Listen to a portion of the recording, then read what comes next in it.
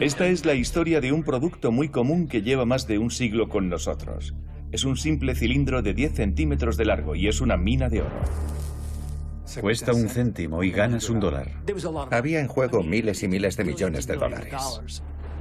El objeto de consumo más rentable que se haya inventado jamás. Los grandes fabricantes harían lo que fuera para proteger sus ingresos. Es un producto fabricado por seres humanos, distribuido por seres humanos y que mata a seres humanos. Es una pandemia industrial. 1953, una conspiración en Estados Unidos y después en todo el mundo unirá a los grandes fabricantes de cigarrillos. En el más absoluto secreto pondrán en marcha una estrategia para ocultar los letales peligros del tabaco todo el tiempo que puedan. Creo que la nicotina no es adictiva. Sí. Comerciaban con droga exactamente igual que los grandes traficantes de cocaína de América del Sur. Para lograr sus fines, las empresas de tabaco fueron contando cada vez más mentiras hasta el final mismo del siglo XX. Corrompieron a decenas y decenas de científicos. Se han gastado decenas de miles de millones de dólares en hacer del cigarrillo una máquina de adicción perfecta. ¿Cómo manipularon a la comunidad científica, garantizando el silencio de las autoridades y amordazar a sus detractores? Nos adentraremos en el núcleo de la conspiración de los magnates de la industria del tabaco, con la ayuda de expertos que han examinado decenas de millones de archivos internos que ya son accesibles, y el testimonio de investigadores que trabajaron en los laboratorios secretos de las empresas tabaqueras. En septiembre de 1983 empezamos a sospechar. Decidí que no podía seguir formando parte de la mentira. Los conspiradores nunca habrían sido desenmascarados de no ser por la valentía de los denunciantes. Las revelaciones de los denunciantes terminan causando la tormenta perfecta. Esta es la historia de la mayor manipulación de la opinión pública por parte de un sector industrial desde 1950 hasta hoy.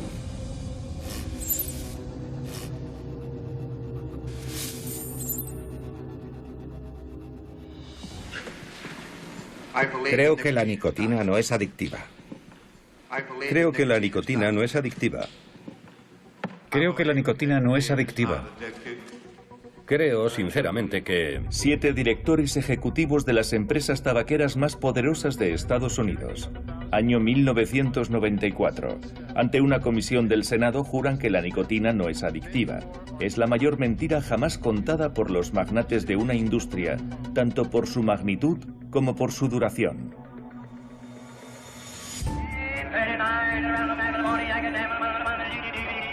Todo comenzó hace 100 años. En las salas de subastas de principios del siglo XX empezaban a quitarse de las manos montones de hojas secas de tabaco. Había nacido un imperio.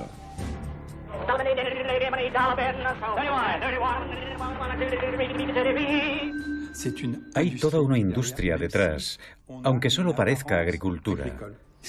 Lo que cambió todo fue la máquina de hacer cigarrillos. A finales del siglo XIX y principios del XX, gran parte de la industria opera en forma de monopolios. Están el monopolio del azúcar, del ferrocarril y del tabaco, y este último está controlado por James Duke. James Duke, dueño de la poderosa American Tobacco Company, es el padre fundador. Es el primero en darse cuenta de las posibilidades comerciales de los cigarrillos, y su intención es exportarlos a todo el mundo. Es bien conocida la anécdota de que hacia el 1900, James Duke abrió un mapa, puso el dedo sobre China y dijo: aquí está nuestro futuro.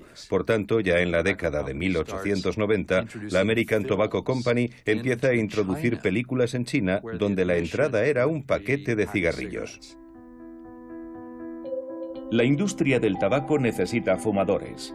Los buscará por todo el mundo y les enseñará a fumar. Las mujeres representan un amplio mercado potencial, pero ellas no fuman. A principios del siglo XX no está bien visto, así que organizan concursos de elegancia, como este en París en 1933. Las candidatas, todavía bastante torpes, aprenden a fumar de manera distinguida. Poco a poco este gesto se volverá emblemático. Es sinónimo de sensualidad en las mujeres y de virilidad en los hombres. Pienso que la forma del cigarrillo refleja algo muy característico de Estados Unidos. La publicidad está en pleno auge en esos momentos y su papel es fundamental.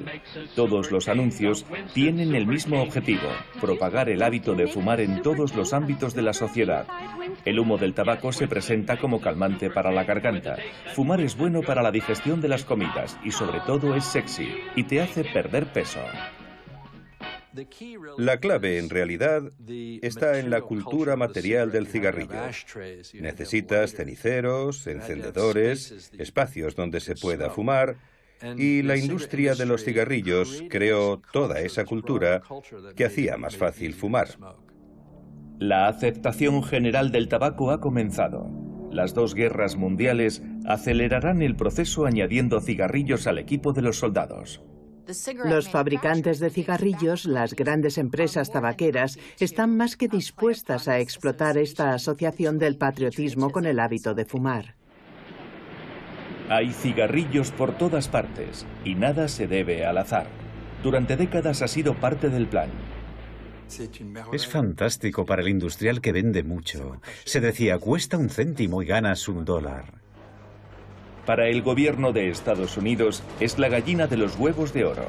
Unas ganancias imprevistas que en 1930 igualaban los ingresos por impuestos.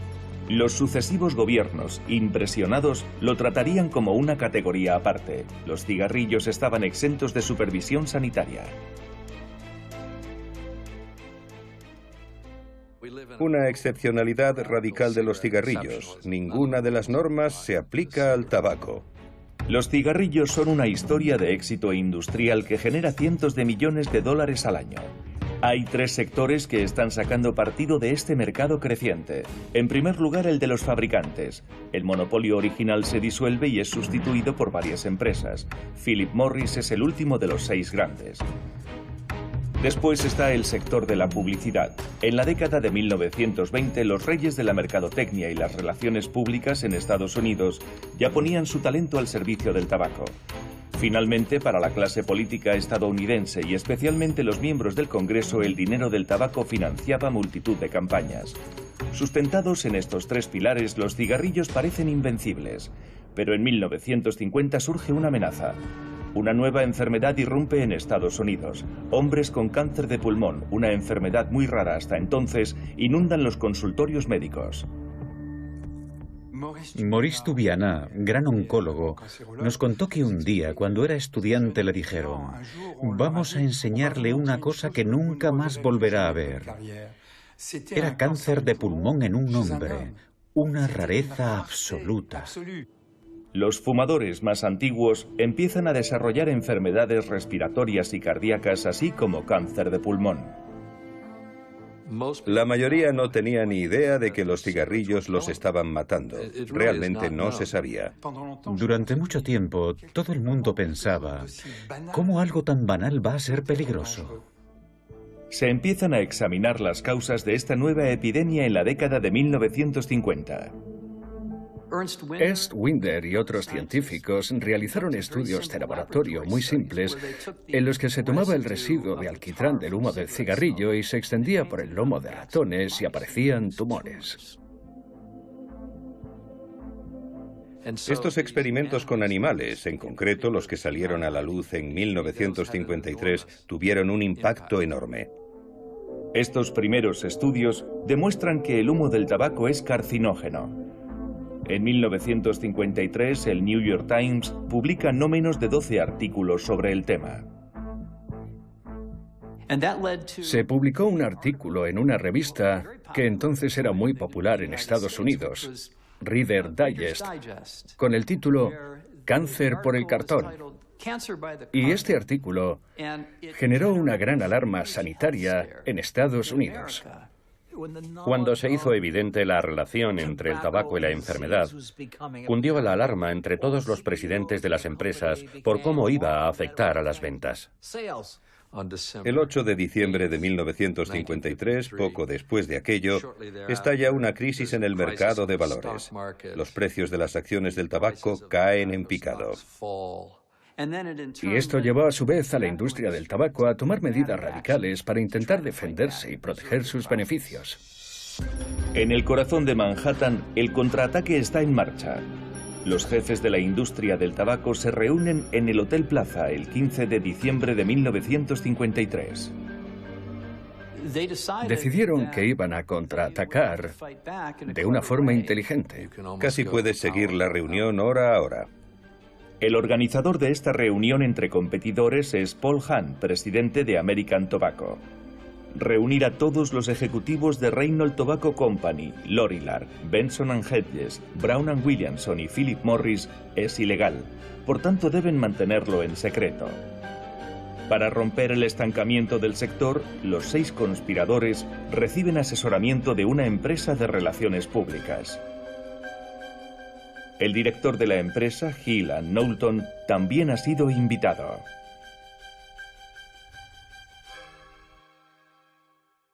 Era la mayor empresa de relaciones públicas del mundo. Hill & Knowlton y los abogados de Shook, Hardy & Bacon estudiaron la manera de cometer el fraude. Los empresarios conciertan un comunicado de prensa. Se publicará simultáneamente en 448 periódicos de Estados Unidos. Les cuesta la prohibitiva suma de $244.000. La idea de la carta abierta se le ocurrió a John Hill y la titularon Una declaración sincera a los fumadores de cigarrillos. Formularon un compromiso contractual ante la opinión pública. Se comprometían a descubrir la verdad y a contar a la gente lo que pasaba.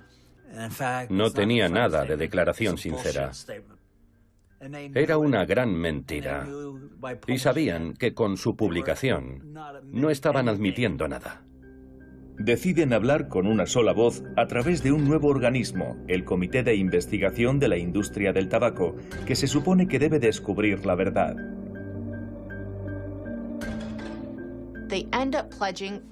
Llegaron a invertir cientos de millones de dólares para elaborar estudios que hicieran pensar que iban a demostrar que fumar no hace daño al organismo. Siempre hemos cooperado y cooperaremos estrechamente con quienes tienen el cometido de salvaguardar la salud pública. Era la primera vez en la historia de la humanidad que una gran industria se unía para asegurarse de que nadie descubriera la verdad sobre sus productos.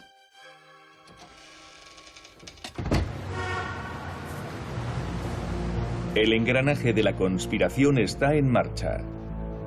El primer objetivo son los médicos.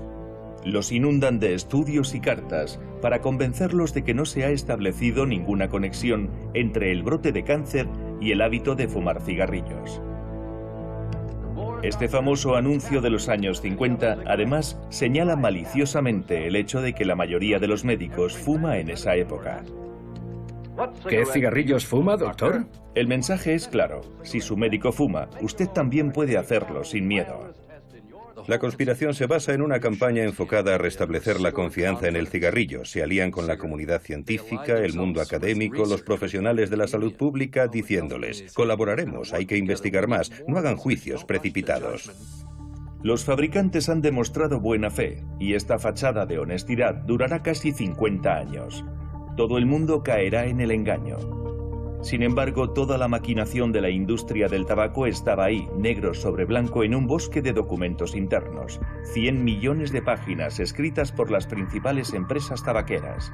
La manipulación de los datos, todas las operaciones encubiertas están ahí y se pueden ver. Estos archivos están clasificados como ultrasecretos. Son páginas que esconden una bomba, la verdad. Contienen una refutación categórica del principal argumento esgrimido para defender el tabaco, que los cigarrillos no causan cáncer. En 1961, en una nota confidencial, investigadores del fabricante de cigarrillos Liggett Myers escribieron: hay presencia de sustancias biológicamente activas en el tabaco de los cigarrillos que A. producen cáncer, B. cáncer. Por tanto, los dueños de la industria del tabaco mintieron cuando aseguraron que no existían pruebas de tal vínculo. Hasta sus propios investigadores estaban convencidos de que sí. ¿Cuánto hacía que sabían la verdad? Robert Proctor encontró la respuesta a esa pregunta en un estudio confidencial encargado por los fabricantes del papel que envuelve el tabaco de los cigarrillos. Estos experimentos secretos comparaban el humo del papel con el humo del tabaco para comprobar cuál causaba cáncer en los ratones expuestos. Los resultados están en la columna de la derecha. El humo del tabaco liado en distintas clases de papel da un resultado positivo en todos los casos, es decir, es cancerígeno. Pero si se elimina el tabaco y solo se analiza el humo del papel, el resultado es inocuo. El papel solo no es cancerígeno. El papel quedó libre de culpa. Fue un momento crítico, porque se dieron cuenta de que no era el humo del papel, sino el del tabaco, el que causaba daños al inhalarlo. Los resultados se comunicaron a los fabricantes de papel de cigarrillo ya en 1953. Adjunto los resultados de varias pruebas realizadas por el laboratorio de Augusta Paper Company. Han solicitado que esta información se mantenga en el más absoluto secreto. La industria del tabaco ya conocía las repercusiones de sus productos sobre la salud décadas antes que la opinión pública e incluso que las autoridades sanitarias y la comunidad científica. Cuando los jefes de la industria del tabaco se reunieron en diciembre de ese año, tenían la opción de decidir contar la verdad, pero prefirieron ocultarla. Fue de un cinismo absoluto que adoptaran todas esas medidas. Demostraron sin lugar a dudas que el bienestar de las personas no les importaba lo más mínimo. Pienso que era el reflejo de su arrogancia. No pensaban que los descubrirían. En pleno centro de Manhattan, en el Empire State Building, el Comité de Investigación de la Industria del Tabaco ocultó sus fechorías durante décadas. Mantener a la gente en la ignorancia fue la estrategia orquestada por la empresa de relaciones públicas Hill & Knowlton, cuyas oficinas estaban justamente en la planta superior. Este documento interno de 1971 lo resume perfectamente. Durante casi 20 años, esta industria ha empleado una sola estrategia brillantemente concebida y ejecutada durante años. Ha sido siempre una estrategia de contención consistente en sembrar la duda. La duda es un valioso aliado y se fomenta con cientos de estudios falsos. Buscan a científicos que sustenten la postura de las tabacaleras. En general son científicos mercenarios que niegan que exista algún vínculo entre el hábito de fumar y el cáncer de pulmón. La investigación financiada por el Comité de Investigación de la Industria del Tabaco y demás organismos conspirativos no es verdaderamente independiente. Si alguno de estos investigadores, y había cientos financiados por el comité, concluía que los cigarrillos eran nocivos, automáticamente dejaba de recibir dinero. Algunos de estos mercenarios se entregan del todo a la causa. Aquí vemos a uno de ellos, el Dr. Robert Wolfe de Estados Unidos, entrevistado por un periodista francés en 1965. Todos mis pacientes me preguntaban si era peligroso fumar. Aunque yo prácticamente no fumaba, les decía que era mucho menos peligroso de lo que decían las autoridades estadounidenses. Y reanudaban el hábito encantados. Está siguiendo un guión. El Dr. Wolfe dirige el Instituto de Investigación de Enfermedades Cardiovasculares. En esta carta, poco después de la entrevista, solicita más fondos a la American Tobacco Company. Incluso especifica la cantidad: $25.000.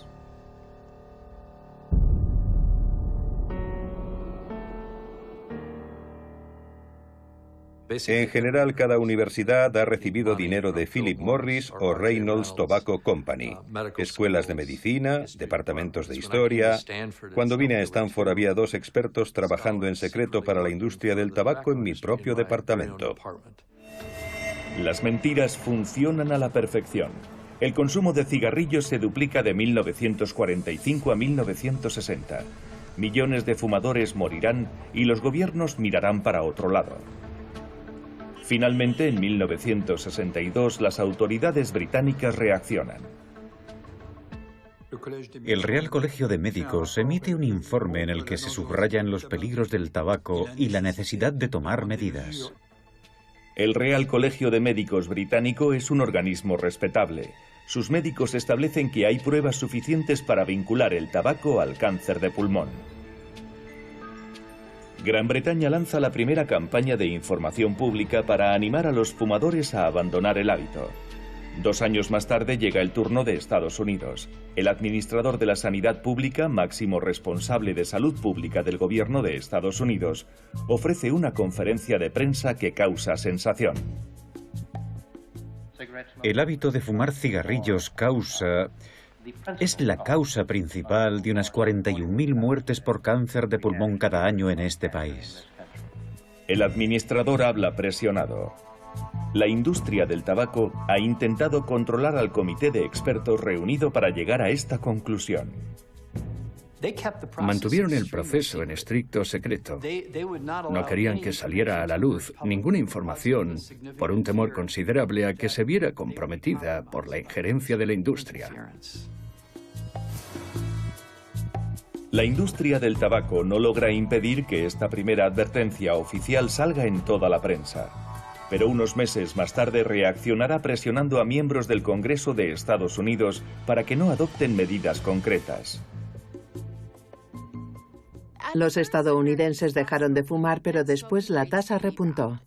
A finales de ese año, 1964, las ventas de cigarrillos ya estaban alcanzando nuevos récords. Por tanto, aquella fue otra oportunidad perdida. La industria del tabaco aprovecha este nuevo respiro para inundar las pantallas de anuncios que exaltan los placeres de fumar.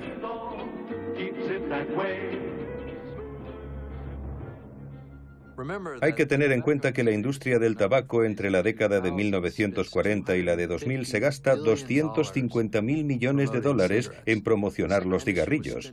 La industria tabaquera gasta más en publicidad en un solo día que el sector de la salud pública en todo un año para descubrir la verdad.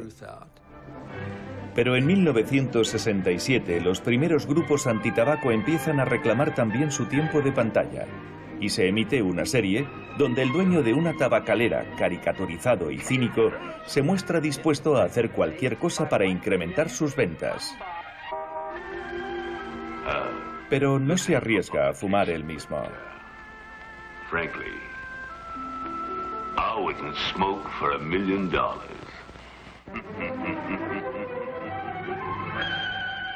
Estos anuncios tuvieron tanto éxito que las empresas tabaqueras en general aceptaron retirarse de las pantallas en 1970, porque la doctrina de la ecuanimidad establece que si las empresas tabaqueras quieren que sus anuncios salgan en pantalla, los anuncios antitabaco también deben salir.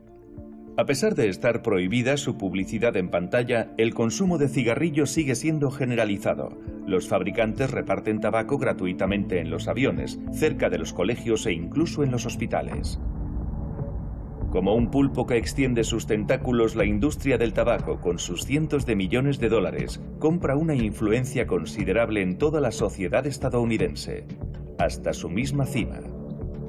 Había miembros del lobby del tabaco en el círculo íntimo del expresidente Lyndon Johnson. Johnson también tenía amistad con el director del Instituto del Tabaco, un hombre llamado El Clements. Por tanto, estas conexiones entre los salones llenos de humo de Washington eran muy profundas y en algunos aspectos Johnson no quería perder a sus amigos ni el apoyo que conservaba en el sur. Pero se avecina una gran convulsión en la opinión pública. Los primeros grupos defensores de los derechos de los no fumadores surgen en College Park, en Maryland, en 1971, cuando una madre joven, ama de casa, según ella misma, decide acabar con los ceniceros. Los no fumadores empiezan a darse cuenta que ellos también tienen cierta influencia política. Varias ciudades de Estados Unidos prohíben fumar en determinados espacios públicos. La industria del tabaco comprende que tiene un problema. Hay gente empezando a dejar de fumar. Pero también se dan cuenta de que la ciencia es un aliado y entonces montan unos laboratorios enormes. Cientos de personas trabajaron en estos laboratorios secretos haciendo trampas. Se fichó a Jeffrey Wigand para dirigir esta nueva investigación. Era finales de los 80 y él era la segunda autoridad en Brown & Williamson. Allí aprendí y comprendí de qué está hecho un cigarrillo, por qué se añaden determinadas sustancias y en qué consiste su diseño. La información que obtuve, desde luego, no se podía dar a conocer al público. En total secreto, los gigantes del tabaco estadounidenses preparan un contraataque. Legiones de químicos son contratados. En la época en que fui contratado, la Reynolds Tobacco Company había sacado un cigarrillo llamado Premier. Era un cigarrillo con extracto de tabaco y, por tanto, decían que era más seguro. Toda la industria estaba inmersa en una carrera por conseguir un cigarrillo más seguro. Pero no podían decir que eran más seguros porque sería lo mismo que reconocer que los cigarrillos normales no lo eran, de manera que estaban atrapados en su propia telaraña de engaños. Los fabricantes encubrieron esta investigación interna. Para descifrar estas nuevas mentiras, hemos de adentrarnos en el contenido de esos cilindros blancos. Parece muy simple. Tabaco secado y picado, envuelto en finas hojas de papel. Pero es ahí donde el proceso se vuelve altamente técnico. Quemar tabaco es un proceso complejo que libera 4000 componentes, el más famoso de todos, la nicotina. Lo peligroso es el humo. Es como si quemas leña en una chimenea y metes la nariz. Hay que tener presente que una calada a un cigarrillo contiene 1000 millones de partículas, lo que equivale a respirar un día entero el aire contaminado de París. El filtro se presenta como un medio de neutralizar determinadas partículas. Se inventan cientos de filtros. Hicieron filtros de verdad, pero el fumador al aspirar no sacaba nada. Si un filtro funciona bien, el fumador no consigue lo que busca. Esos cigarrillos son un fiasco. Cuando añades un filtro al producto, haces que se fume más por compensación. Las personas inhalan el humo más profundamente, dan más caladas, retienen el humo más tiempo en el organismo y como consecuencia aparecen nuevos cánceres muy profundos en los pulmones con frecuencia inoperables. Llegaron a hacer filtros de amianto, lo cual resulta escandaloso desde la perspectiva actual. Sin embargo, los científicos que trabajan para esa marca saben que las partículas de amianto causan mesoteliomas y otros cánceres. Los filtros no filtran, son como un cinturón de seguridad hecho de espagueti. Son una quimera y la industria del cigarrillo lo sabe desde el principio. Está ahí, negro sobre blanco, en un estudio de mercado encargado por Philip Morris en 1966. La apariencia de filtrado es tan importante como el propio filtrado.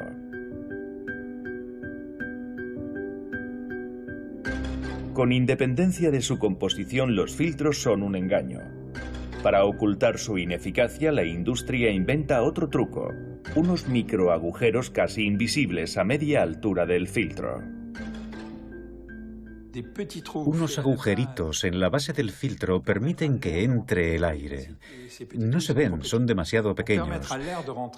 Permiten que entre el aire y diluya el caudal de humo desde el extremo encendido del cigarrillo.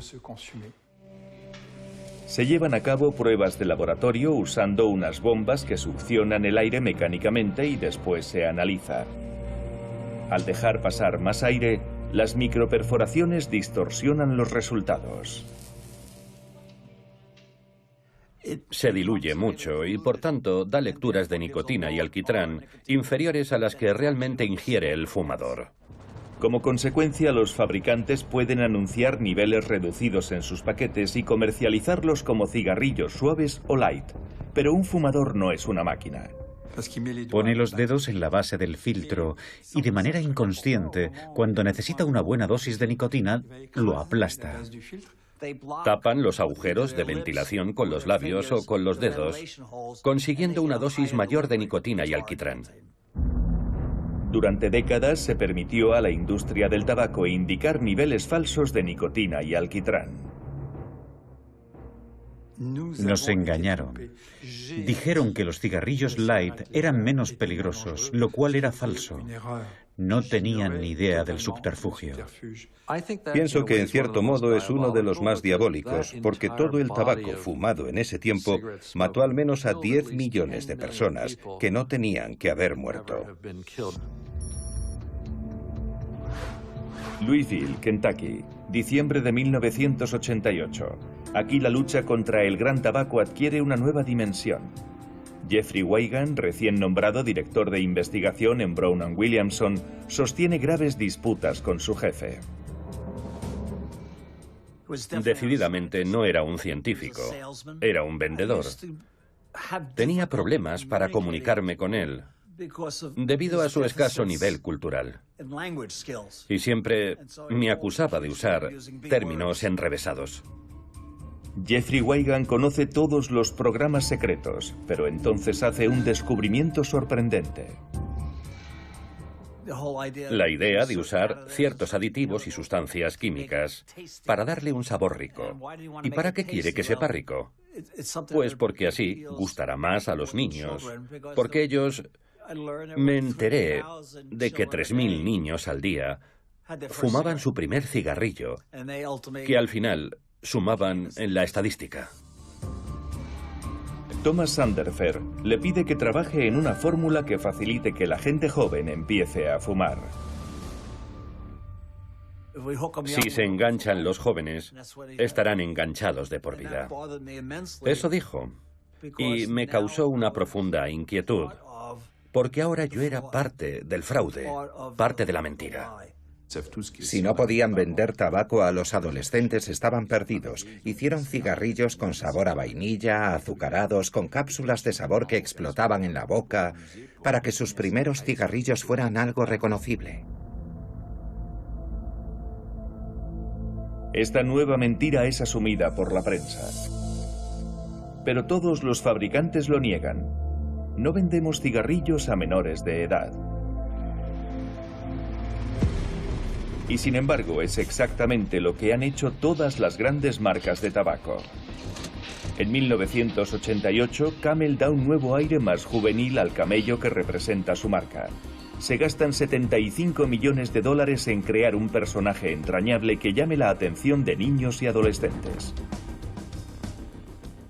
Por eso la edad de empezar a fumar ha ido bajando de 21 a 18, 16, 15. Ahora la edad media es 12 años. La prueba de esta enésima mentira está aquí mismo, en los archivos. A uno de los vendedores en formación que pregunta, ¿pero de verdad tenemos que acercarnos a los colegios? El formador le responde, los niños tienen boca y por tanto los queremos. Después de las mujeres, es el turno de los jóvenes. El gran tabaco sigue extendiendo sus tentáculos. Ardides benéficos, cabildeo, becas. Se usan las mismas estrategias para atraer a nuevas audiencias y que pasen a engrosar las filas de fumadores. Estas operaciones están dirigidas por potentes despachos de abogados. Internamente se los conoce como Rey Dios. Hace solo unos años descubrí un documento. Hablaba de la coronación de un nuevo rey Dios que era el presidente del comité asesor. La corona había pasado de Arthur Stevens a Steve Parris, del principal abogado de Lorillard al principal abogado de Philip Morris. Julio de 1977. En un lugar ultrasecreto del sur de Inglaterra, la industria del tabaco intenta extender sus métodos y su estrategia a Europa. El sector se da cuenta de que si cae una, caen todas. No quieren que ningún fabricante de cigarrillos reconozca la verdad. Hay tensión en el ambiente. Reynolds expone la estrategia de Estados Unidos. Los fabricantes británicos no se ponen de acuerdo.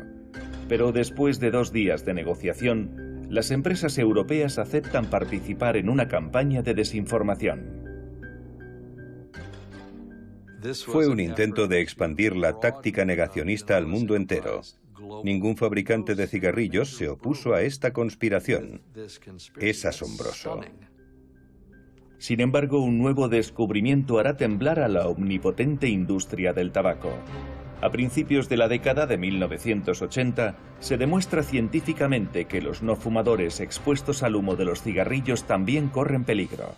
El sector comprende que es una gran amenaza, y una nueva, porque la gente se está dando cuenta de que los cigarrillos de otros pueden causar su propia muerte, y entonces ya no estamos hablando solamente de suicidio, sino de homicidio.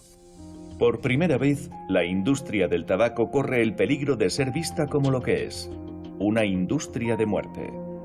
Desde ese momento, sus dirigentes van a enfocar de otra forma todas sus campañas publicitarias. Empiezan por hacer desaparecer el humo saliendo del cigarrillo, lo que en definitiva es como decir que realmente no sale nada de él.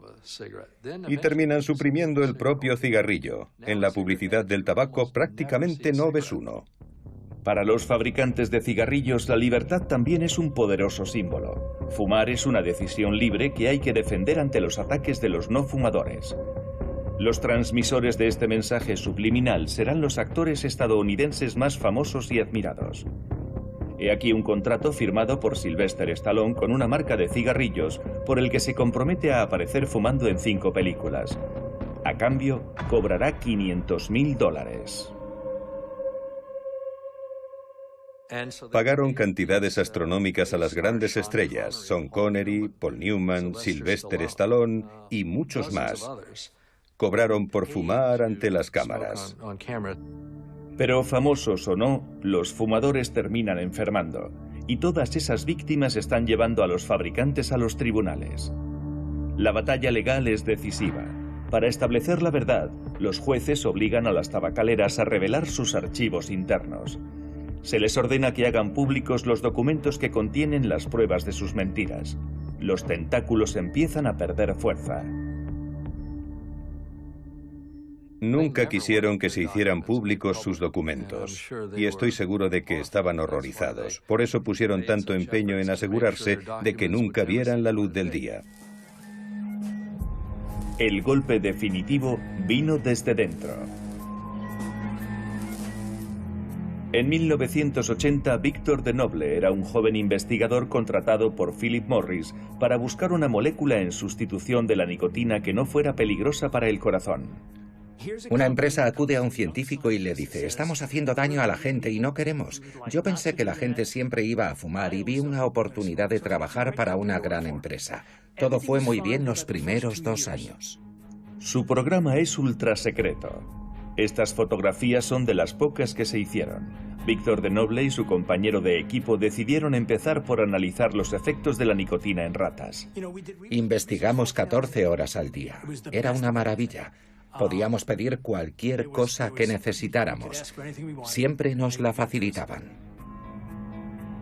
Las ratas tienen libre acceso a la nicotina y acuden cada vez más a autoadministrarse.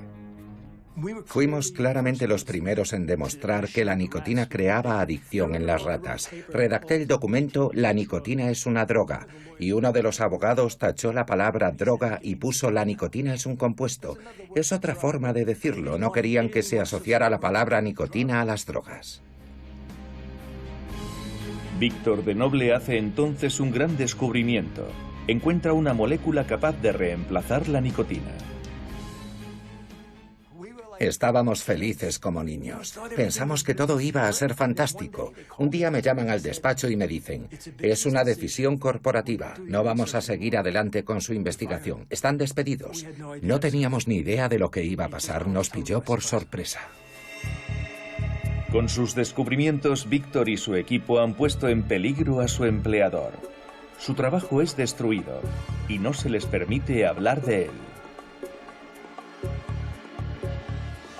Hace 40 años pensábamos que la nicotina era lo único que causaba problemas cardíacos. Hoy el humo de cigarrillo tiene decenas de moléculas que afectan al corazón. Por tanto, aunque hubiéramos introducido nuestra molécula en sustitución de la nicotina, seguiría siendo nocivo. Todo saldrá a la luz ante los senadores en 1994. Los representantes elegidos citan a los máximos responsables de las 7 grandes empresas tabaqueras para hacerles una pregunta. ¿Sí o no, la nicotina de los cigarrillos es adictiva? Victor Denoble y Jeffrey Wigand ven la sesión por televisión en directo.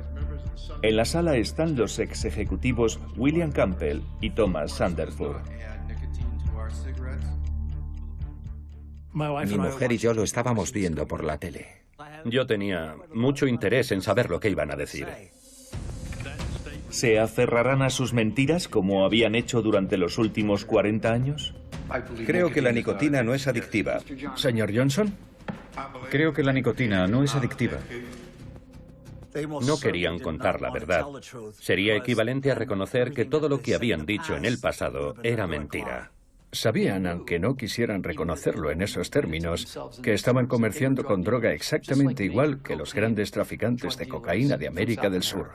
No daban su brazo a torcer porque ganaban muchísimo dinero. Recuerdo que al ver todo aquello pensé, ¿cómo podéis miraros en el espejo? ¿Creerán en su palabra los senadores? Hasta ese día de abril de 1994, la clase política estadounidense no había hecho el menor intento de investigar la nocividad del tabaco. La mayoría sabía la verdad, si no todos, pero para algunos era una verdad incómoda, y otros simplemente no pensaban que fuera más importante que su interés en recaudar fondos para sus campañas y hacerle el juego a los fabricantes de cigarrillos. Los miembros de la comisión del Senado quieren saber la verdad. Conocen a Víctor de Noble y quieren que declare. Pero el ex investigador de Philip Morris está obligado a guardar silencio por un acuerdo de confidencialidad. Si revelábamos alguna información, podían silenciarnos y demandarnos. Señor Campbell, ¿va a liberar al doctor de Noble de su compromiso de confidencialidad para que pueda comparecer de manera voluntaria ante esta comisión? Me dio un vuelco el corazón. Dijo, él estaría dispuesto a declarar ante esta comisión, pero ustedes lo han silenciado mediante un acuerdo de confidencialidad. No conozco ningún acuerdo de confidencialidad. Tendría que investigar un poco para responder a la pregunta. ¿Liberará al doctor de Noble de su compromiso de confidencialidad? Así estuvieron yendo y viniendo durante lo que pareció una eternidad, aunque no fueron más de 45 segundos. ¿Puedo consultar con mi abogado en este momento? Y entonces el presidente de Philip Morris miró a su abogado y le preguntó, ¿qué digo? De acuerdo, que lo haga, sí. Gracias. Pensé, por fin contaremos la verdad al mundo. No se la daremos a otro científico. Iremos a la televisión nacional y diremos al mundo lo que estuvimos haciendo durante esos 4 años. Levanten la mano derecha. El testimonio que están a punto de prestar es la verdad, toda la verdad y nada más que la verdad. Por primera vez se conocerá el testimonio de personas de dentro de la industria del tabaco. Descubrimos que la nicotina actuaba como reforzador por vía intravenosa en ratas. Nuestros resultados demostraron que la nicotina presentaba rasgos comunes a otras drogas que se administran por vía intravenosa. Por tanto, el presidente de Philip Morris había mentido a los senadores. La nicotina era adictiva y él lo sabía. Salen entonces a la luz otras prácticas secretas. En aquella sesión nos enteramos de que habían incluido en un producto una cápsula de aluminio que contenía lo que llamaban cristales de sabor saturados de nicotina. Alrededor del 70% de la nicotina que contenía este producto se había añadido de manera artificial. Varios denunciantes se deciden a hablar. Jeffrey Wigand es uno de ellos. Ha sido despedido. Y él también está obligado a guardar silencio en virtud de un acuerdo con su antiguo empleador. Aquel día de abril decidí que no podía seguir formando parte de la mentira. Y luego se me presentó la oportunidad de empezar a informar a la gente sobre lo que pasa dentro de la industria del tabaco. Jeffrey Wigand empieza colaborando de forma anónima con agentes de la FDA. Es el organismo responsable de controlar que los productos no contengan sustancias nocivas. Yo tenía información privilegiada sobre lo que estaban haciendo los abogados, los presidentes de las empresas, lo que se hacía con las ventas.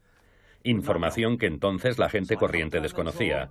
Yo estuve ayudándoles a elaborar su documento jurisdiccional en el que se daban nociones sobre la liberación de nicotina, la focalización en niños y múltiples aspectos del diseño general de los cigarrillos. Cuando su antiguo empleador descubre que se ha convertido en denunciante, su vida se vuelve un infierno. Recibí amenazas de muerte. Notaba que me seguían. Tenía guardaespaldas las 24 horas, los 7 días de la semana. Tenía que revisar mi coche todas las mañanas y el buzón. No podía ni ir al servicio sin llevar a uno de ellos pegado a mí. Pagó las consecuencias personalmente, profesionalmente y familiarmente. Declaró y demostró una valentía ejemplar. Las personas como él, que ahora llamamos denunciantes, fueron fundamentales. Estas revelaciones causan una verdadera conmoción en Estados Unidos. El presidente Clinton da instrucciones a su ministro de Justicia para que abra una investigación por perjurio, fraude y conspiración. Se acabó la complacencia por parte de la cúpula del gobierno. Se avecinan grandes juicios.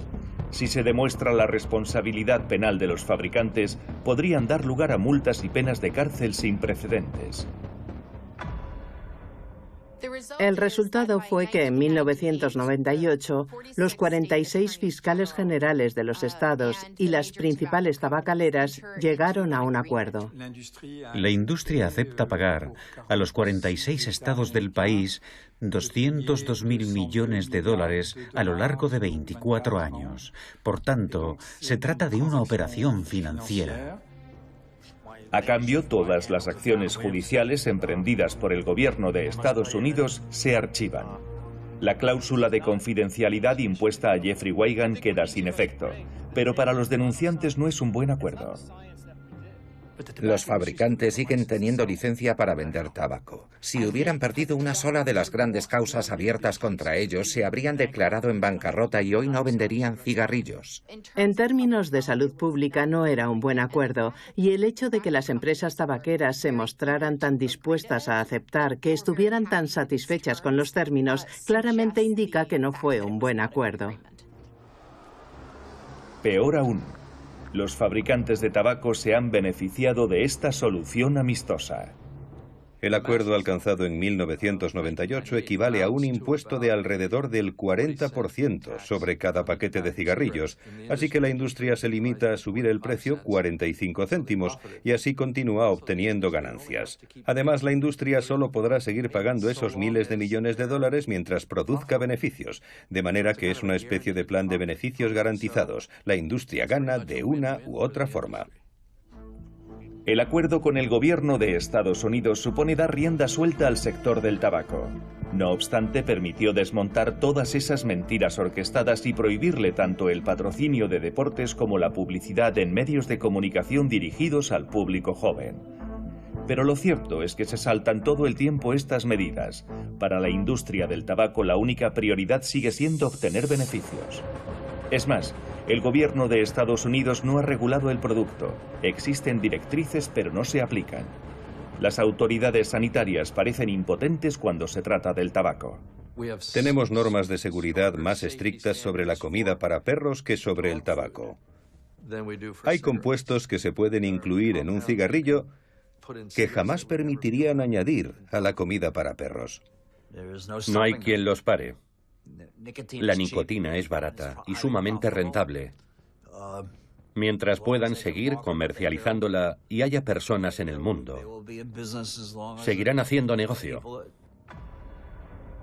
Esta es una de las raras entrevistas en que un representante de Philip Morris admite que fumar mata. Que alguna vez haya muerto alguien de una enfermedad causada en parte por fumar cigarrillos. Podría ser que alguna persona haya muerto. ¿Y 1000? Podría ser. ¿Y 100.000? Bueno, podría ser. No tengo más preguntas. Gracias. Tras 50 años de mentiras, la horrible verdad ha salido a la luz, pero los responsables no han expresado el menor arrepentimiento. Estos altos ejecutivos se jubilaron con sus buenas pensiones. El más importante de todos, Joseph Kuhlman, quien durante décadas fue el hombre más importante de Philip Morris, publicó su autobiografía después de jubilarse en la década de 2000, titulada Soy un tipo con suerte. Tenían que haber pagado multas y haber ido a prisión, porque si lo analizas detenidamente, ves que no solo infringieron diversas leyes, sino que tomaron medidas cuyo resultado fue matar a millones de personas, crear adicción en niños y matar a sus padres y, en definitiva, perjudicar incontables vidas. El consumo de cigarrillos ha disminuido un 67% en Estados Unidos desde 1965. Está bajando en todos los países donde se adquirió el hábito de fumar durante el siglo XX. Pero en Asia y África los fabricantes de cigarrillos emplean las mismas recetas que les han permitido amasar tanta riqueza: una publicidad agresiva enfocada a jóvenes y financiación de partidos políticos. La estrategia de las mentiras solo encontró resistencia en Europa y Estados Unidos. Hoy prosigue su carrera desenfrenada allí donde las autoridades se dejan corromper. La industria del tabaco necesita ir a sitios nuevos, con escasas barreras regulatorias, bajo nivel educativo y un mercado abierto. Quienes dirigen la industria del tabaco asumen que ya se vislumbra el final del cigarrillo, pero prácticamente todos han decidido invertir en el cigarrillo electrónico. Pueden anunciarlo sin problemas en Estados Unidos. De nuevo se están empleando todas las tácticas de ventas prohibidas para los productos del tabaco.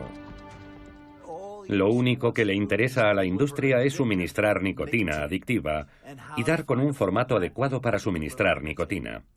La adicción es una conducta compulsiva. Tú no controlas la sustancia, ella te controla a ti. La humanidad no ha puesto fin a las consecuencias para la salud de esta droga legal que son los cigarrillos.